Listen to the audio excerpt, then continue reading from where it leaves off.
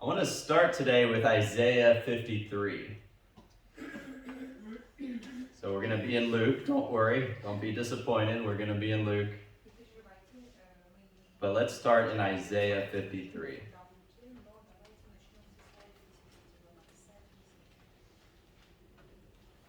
And Isaiah 53, as we know, is a very powerful way to clearly show Yeshua in the Tanakh. As we witness to Jewish people, we can turn to Isaiah 53 and show them Yeshua.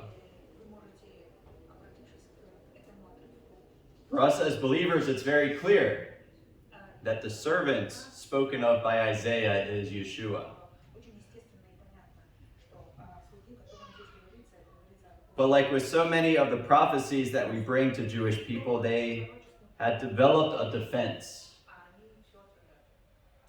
We say the scriptures mean this about Yeshua, and then they say, no, you have it wrong. There's another interpretation. So what's their defense for Isaiah 53? What's the traditional Jewish defense against Isaiah 53 being Yeshua? Does anybody know? Olga. They say that it's talking about nation of Israel. That's right. Very good, Olga. Yeah, they say that the servant is actually the entire nation of Israel. All Jewish people, really, is what's included. So obviously there's a lot of holes in that argument. We could point to a lot of reasons why that cannot be true. We could look at the grammar. We could look at words that clearly speak about a human body. But we could just look at verse 7. What does verse 7 say about this servant? He was oppressed and he was afflicted, yet he opened not his mouth. He is brought as a lamb to the slaughter, and as a sheep before her shearers is dumb, so he opens not his mouth. So if the claim is that this servant is all Jewish people, the question is, would such a verse apply to all Jewish people? When have you known one Jewish person who was oppressed and afflicted and yet not open his mouth? I've lived here for 12 years. I was raised also by an Israeli mother, and I've never seen an Israeli keep silent even over the smallest of annoyances. And they're trying to tell us that Isaiah 53 applies to the entire nation of Israel. This is a blanket statement for all Jewish people that they keep quiet when they suffer. Just drive on the Ayalon for 5 minutes and you'll see that's not true. But really, who is silent when they suffer? It's not just Jewish people. Hardly anybody is silent when they suffer. Because what happens? What's the human tendency when we suffer? We want people to know about it. We complain about it. At a minimum, we complain about it to our spouse, if not to more people. That's the human nature. Why? Why is that the human nature to complain about the suffering? What are we looking to get out of it? We're looking for pity. When we suffer, we want all the attention to come on us. We do want it. We're suffering, we want people to know about it so that they'll pity us. That's the human nature. We like to throw what we say in English, pity parties. I'm having a pity party and everyone is invited to come. Woe is me. Come, see how bad my life is. Look how much I suffer. And we need to be careful. Some people really do need our pity and compassion.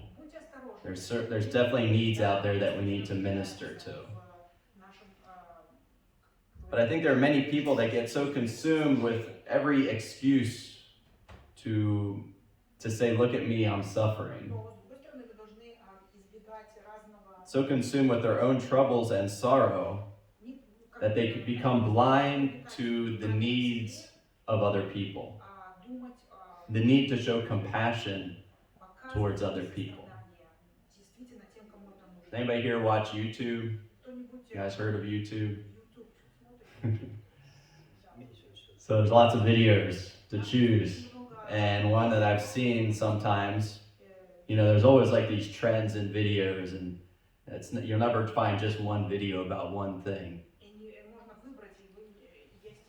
And there's this one trend to video record giving money to homeless people. So they'll go and they'll give them a large amount, maybe $50 or $100. And so they'll give them the money, they won't know they're being recorded, and then they'll kind of spy on them and see what they do with the money. And what are they expecting homeless people to do with the money?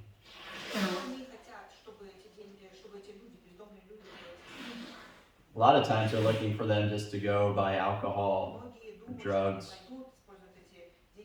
or spend it on themselves in some way.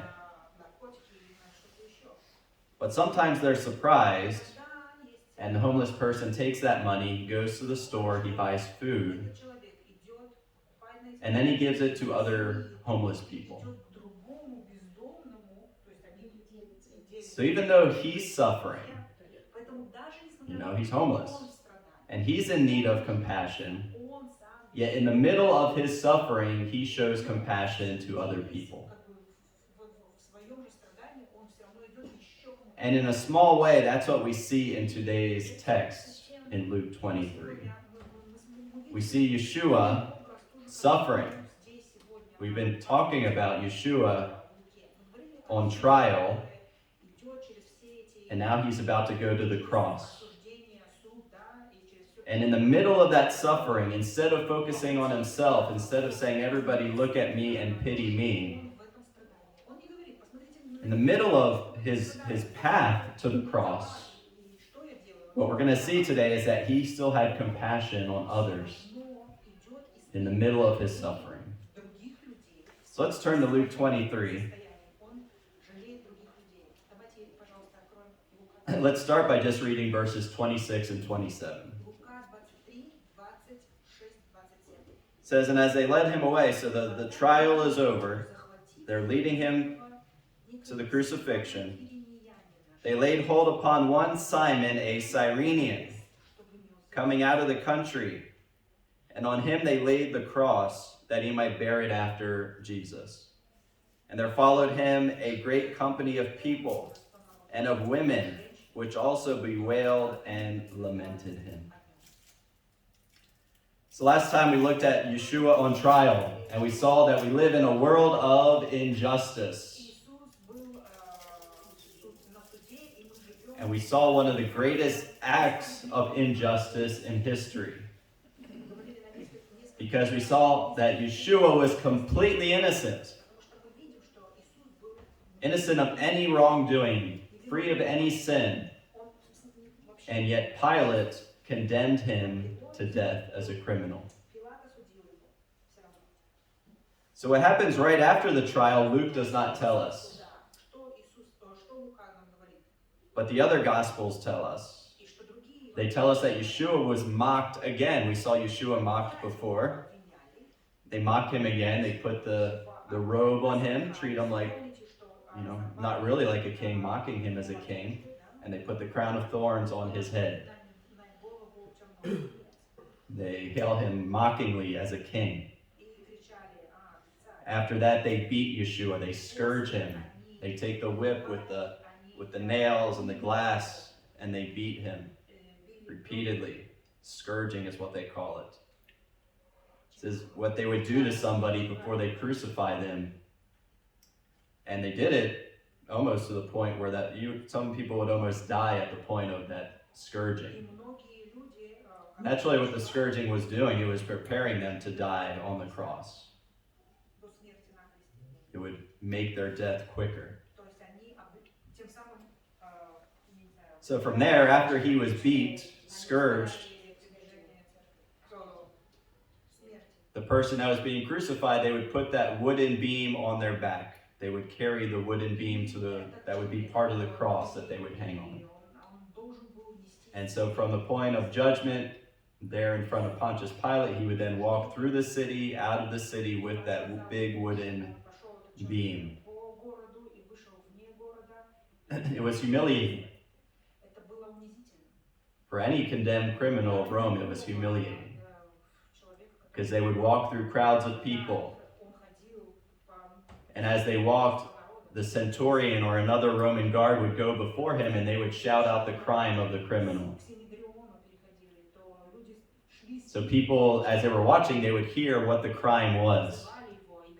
And depending what the crime would be, if people really did not like that, they would shout, they would curse, they would spit, throw things as the criminal went by. This is what Yeshua went through even before he got to the cross. We need to realize this was an extremely humiliating and shameful experience, and it happened to the innocent, sinless Lamb of God. Yeshua was walking, we could call it a path of sorrows.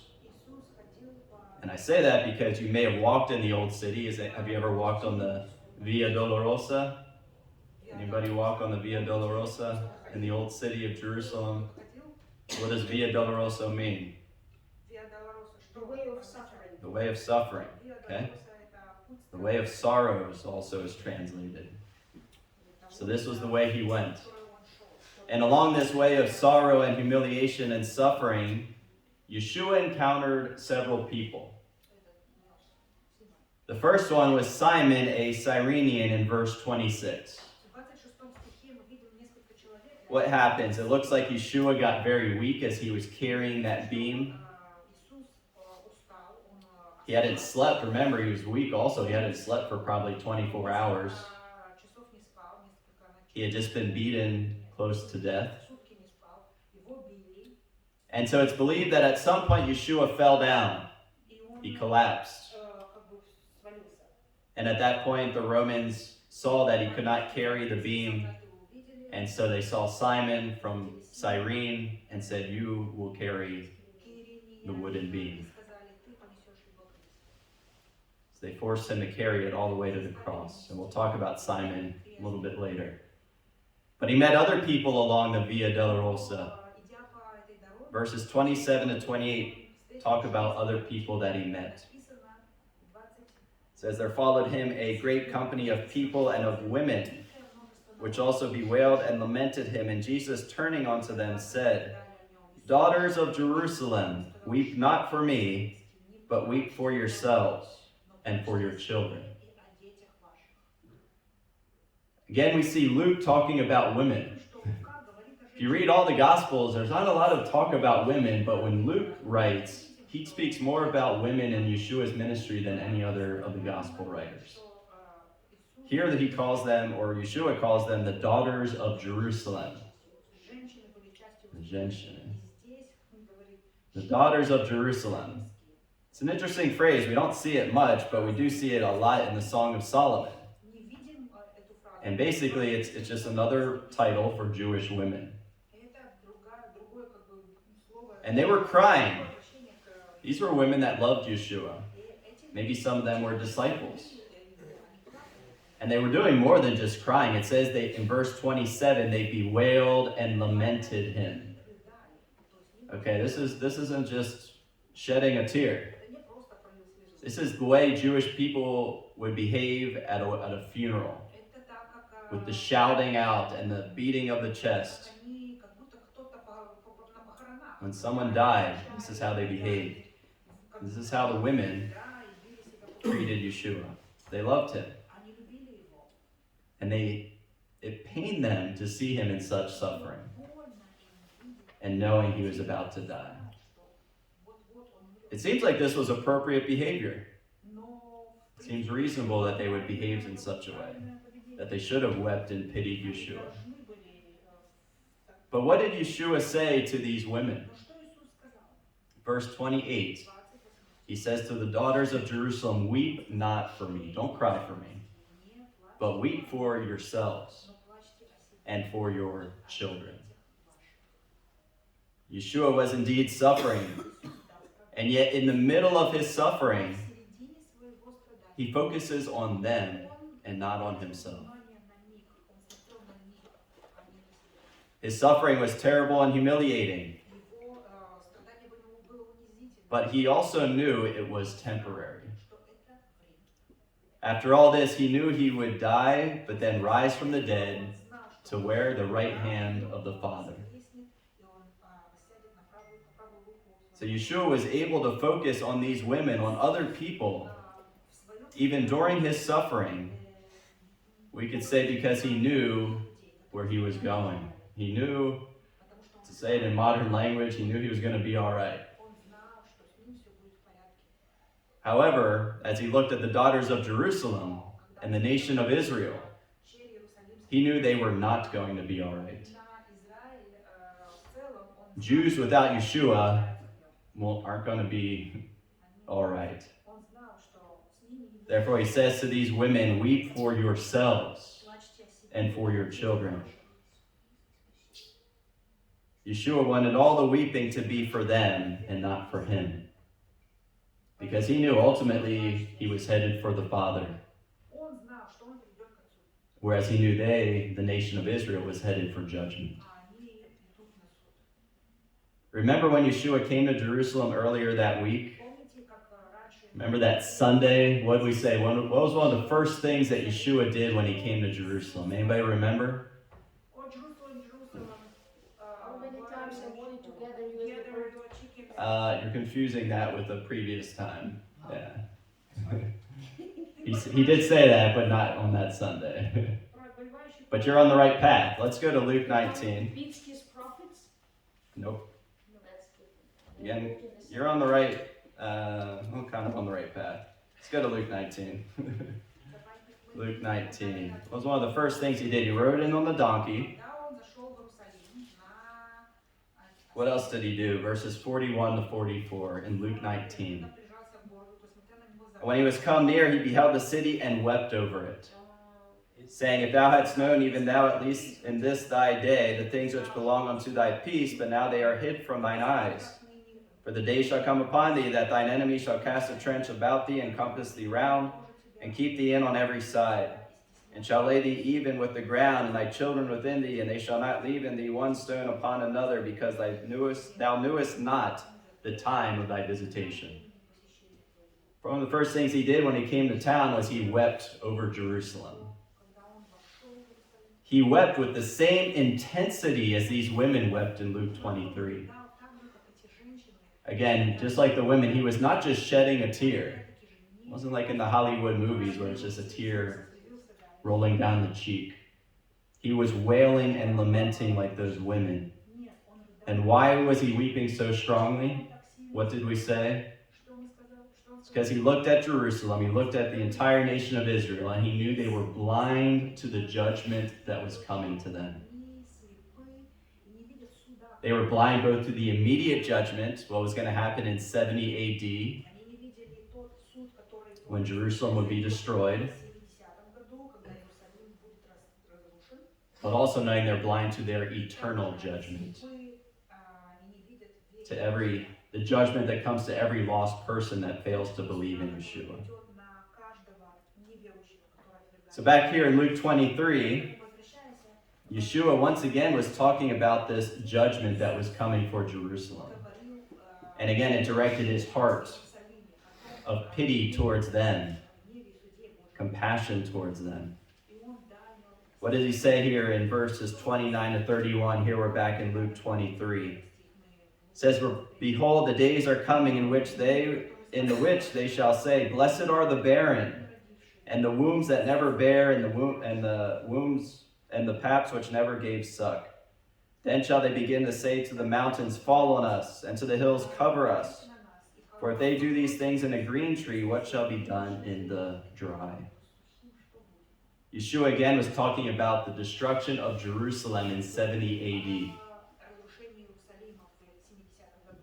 And possibly a double meaning, like before we see, it's talking about one destruction, but maybe also what's going to happen in the tribulation period. Может быть и об этом, а может быть, что произойдет в But both беспросветном are a result of God's judgment on his Всё people. это результат гнева Божьего.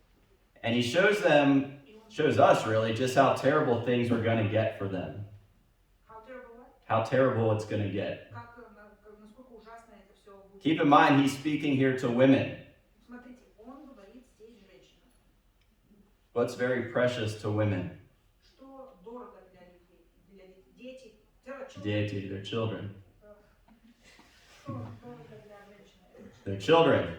And yet, what does he say in verse 29? Он говорит в этом 20. Usually you're blessed to have children. Это благословение. It says that when this judgment comes, blessed are the barren.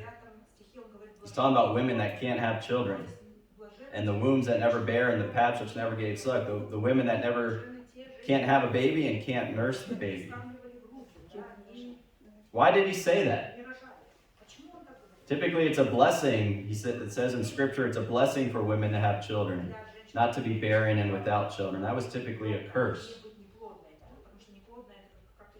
Yeshua said this because of how terrible that judgment was going to be that was coming. The things that would happen even in 70 AD in Jerusalem were going to be terrible.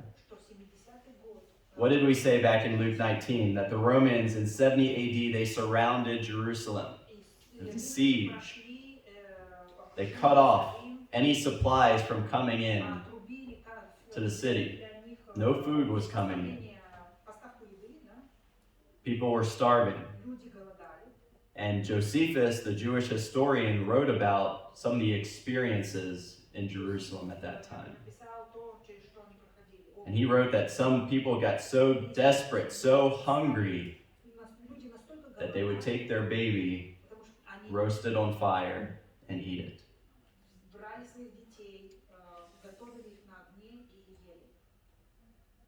Who would want to be alive in such a situation? If you're a mother especially, you know what I'm talking about. They would rather die than to suffer through such terrible things. To have to eat your own children. The terrible judgment that was coming. So he says in verse 30, so he's saying it's better if you don't have children at that time, so you don't have to experience that.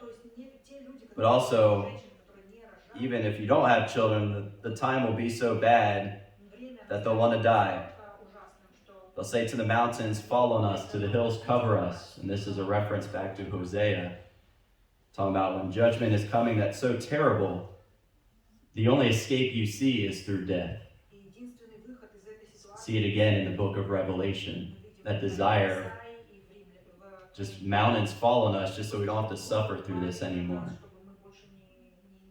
A terrible judgment was coming. And Yeshua knew it. Therefore, even though he himself was suffering on the way to the cross, he stopped and he looked at these weeping women. He knew the judgment that was coming. And he, in turn, turned the weeping to them. He turned to them with compassion, knowing the terrible judgment that was coming. He says, weep not for me, but weep for yourselves. Again, goes against our nature. If we're suffering, we want people to weep for us. Focus on us. But Yeshua says, think about yourself. Again, because he understood what was coming for them. He had the opposite reaction of the world. But think about our Savior. If anybody had the right to throw a pity party for himself, it was Yeshua. Also in Isaiah 53, verse 3, what does it say about Yeshua? He was a man of sorrows, acquainted with grief. It's Isaiah 53, verse 3. Think about how much sorrow and grief he experienced just in those final hours leading up to his crucifixion.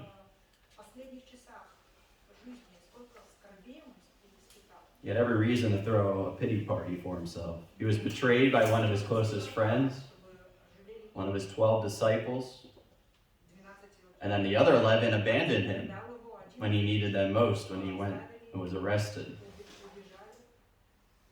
He was then denied by one of his closest disciples, Peter.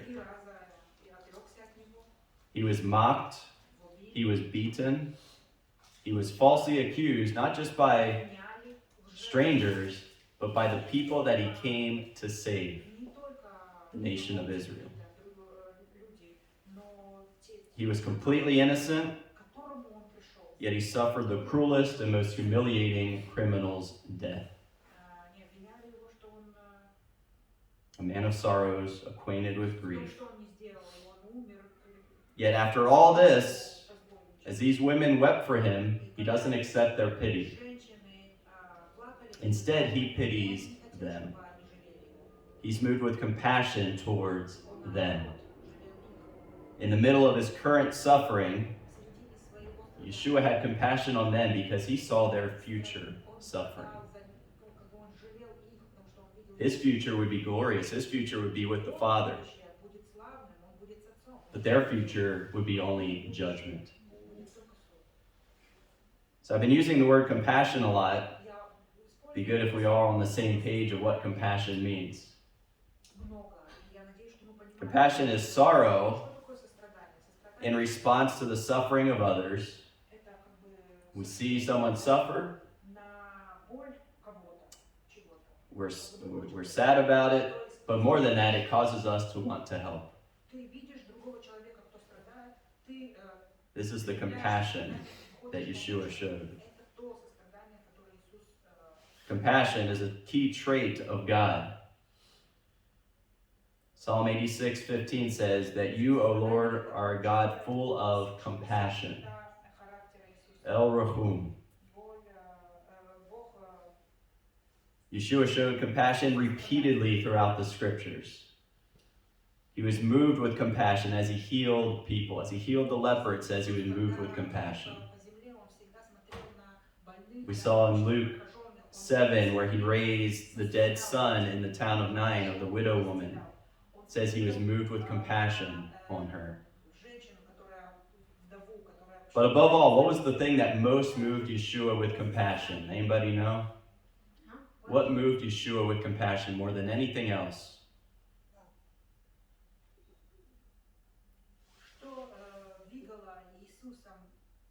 More than anything else, it says he was moved with compassion as he saw the condition of the lost sheep of the house of Israel. He was moved with compassion most by the lost spiritual condition of the nation of Israel.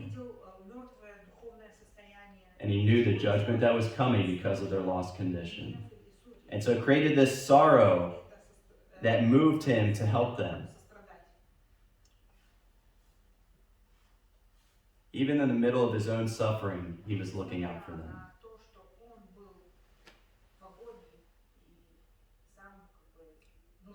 These women, as they cried over him, were actually just moments before his greatest act of compassion. Because Yeshua was on the way to the cross. It wasn't that he was just sorrowful for the nation of Israel in their lost condition, but he desired to help them. How could you help such a lost group of people? He did it through the cross. He was sorrowful over their judgment, but he knew that he could pay for their sins on the cross. In just a moment, we're going to remember that act as we observe the Lord's Supper. In the middle of his suffering, he was moved with compassion towards the lost. But before we get to the Lord's Supper, I want us to go back and talk just a minute about Simon. Simon the Cyrenian in verse 26. We don't know much about this man.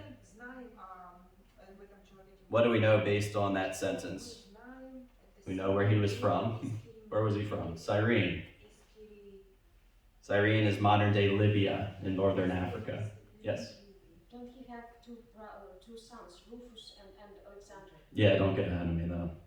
Sorry. But that is right. We know, but what we do know from this sentence is that he was from Cyrene. There's a large Jewish population there. So why was he here in Jerusalem? Probably celebrating Pesach. It says also he was coming out of the country. So So some have interpreted this to mean different things. What does it mean he came out of the country? I think it just means he was outside of the city, and he came into the city probably to go to the temple for part of Passover. And as he came into the city, what happened? He just happened to be near Jesus as he was on his way to the cross, and the Romans put the cross on him. Obviously, it's no accident. Something that part of God's plan, and as a result, Simon is now listed in the Word of God. But all we really know is that Simon was forced to carry Yeshua's cross to the crucifixion, to the place of crucifixion, to Calvary. And I was actually originally going to preach an entire message on Simon, but I realized I'd have to do a lot of speculation, of guessing, to put a whole sermon together about him. So I won't preach an entire sermon about him, but I do want to mention something to get you to think about something. And it's still going to require some speculation and guessing. But what may have happened? I think one thing that Simon saw in Yeshua was his compassion. Saw Yeshua's compassion. And I think it affected him. Like Jana already said, in Mark 15:21, the parallel account, it says that Simon the Cyrenian was the father of Alexander and Rufus. So he gives us this other fact about Simon. And it's an interesting fact to include. The question we need to consider why. Why mention his sons?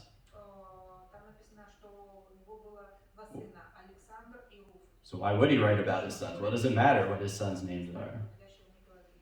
Maybe, here we get into an area of a lot of maybes.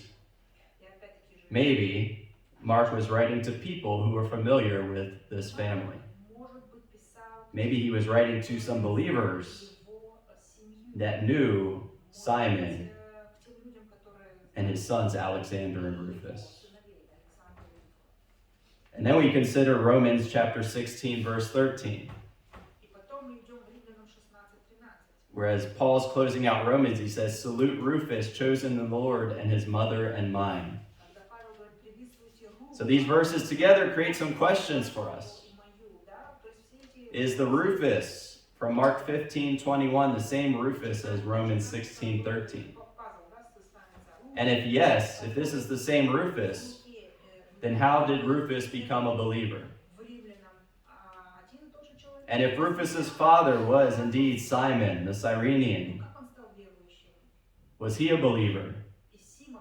And if yes, he was a believer, then was he a believer before he carried Yeshua's cross or after he carried Yeshua's cross? And then if Simon became a believer after carrying the cross, how did he become a believer after carrying the cross? This is why I didn't want to preach a whole sermon on Simon. A lot of guessing. But if I can just insert a small point into this sermon about him, I think it'll be enough. To me, it seems like Simon became a believer after carrying Yeshua's cross. And so I want to propose something that possibly maybe could have happened. We know that he was there visiting Jerusalem, celebrating Passover, and he was forced to carry the cross. What I want us to think about is what he maybe saw and experienced in that event. Maybe during that time of following Yeshua, carrying that cross, Simon witnessed some pretty powerful stuff about Yeshua. Maybe he had heard about Yeshua before this. And maybe he knew that Yeshua was not a criminal, that he seemed like a good man. And yet he followed Yeshua, an innocent man who was bloody, who was beaten, barely able to stand on his own 2 feet.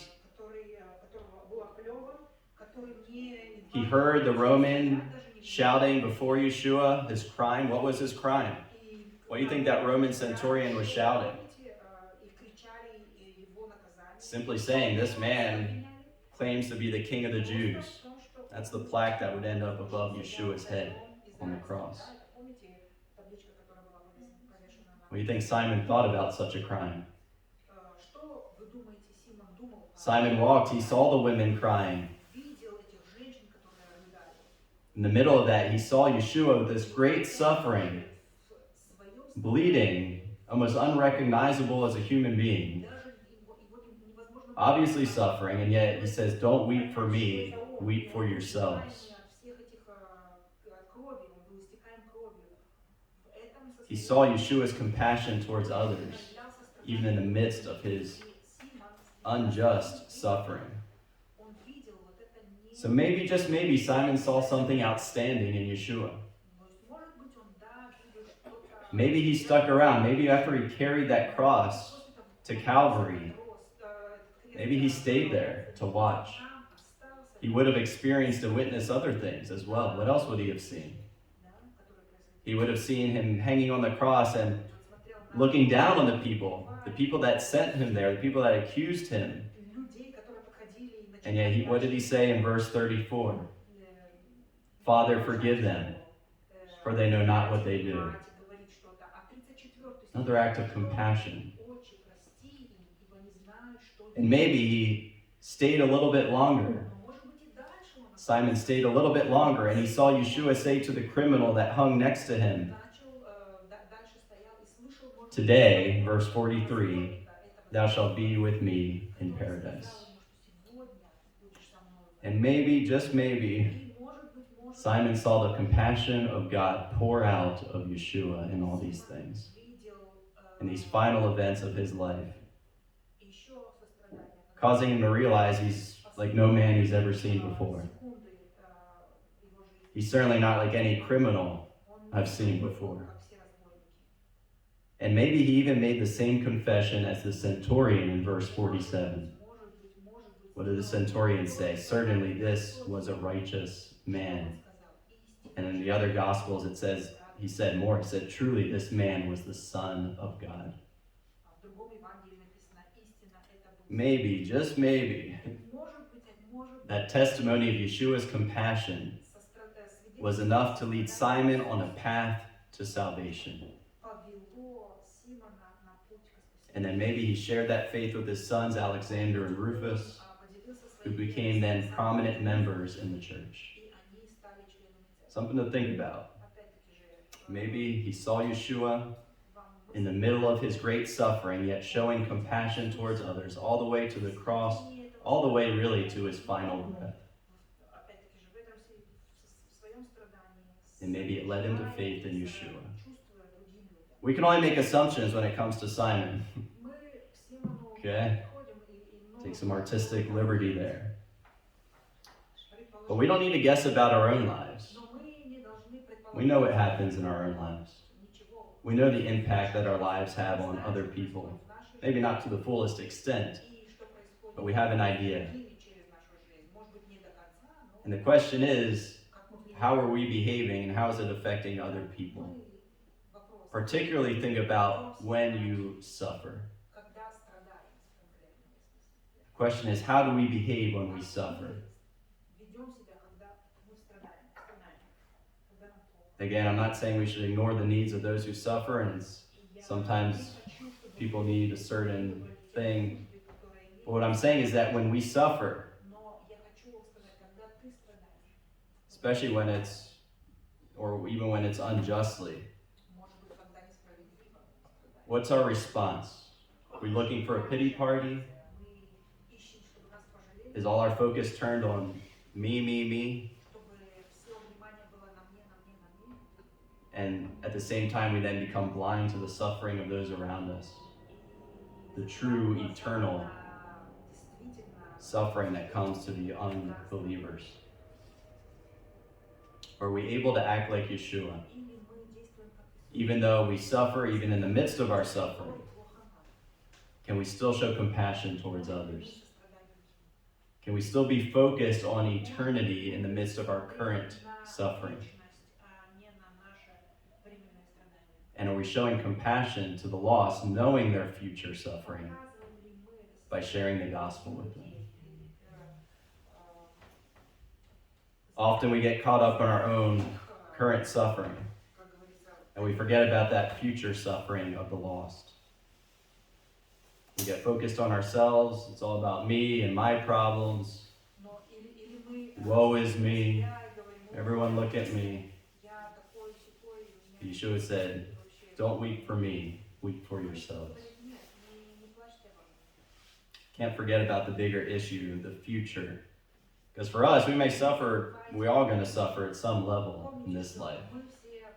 But our future, just like Yeshua's future at that time of suffering, was a glorious future. It would be with the Father. It would be in heaven. That is our future. But the future of the lost is the complete opposite. It's suffering and damnation. Again, I'm not dismissing any of our problems, our suffering, but let's learn to be more like Yeshua, who wanted less people weeping for him and for his suffering.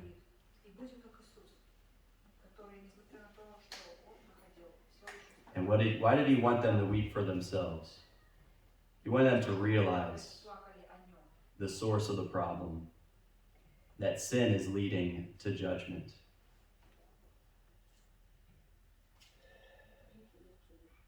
Weep for yourselves. Why say weep for yourselves? Weep because you know the judgment's coming, but ultimately that judgment is coming because of sin. Let us be more like Yeshua. It's hard. Again, the nature, the human nature, our natural response is when we suffer, we want the pity, we want the weeping. But let's be focused on those around us. Let's pray, and then we'll get to